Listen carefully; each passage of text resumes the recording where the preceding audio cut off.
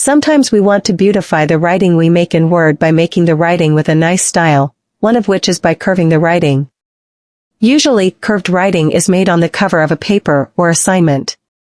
As for making curved writing in Microsoft Word, the method is very easy. First of all, go to the Insert menu, then select Word Art.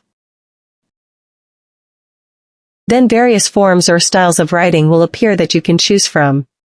But since we are going to curve the writing, then select the curved writing style, usually on the top row.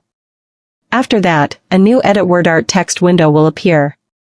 There, you write the writing that will be curved, and please edit the desired font shape. After that, click OK to save the previous settings, and the writing that we wrote earlier will be curved in a semicircle.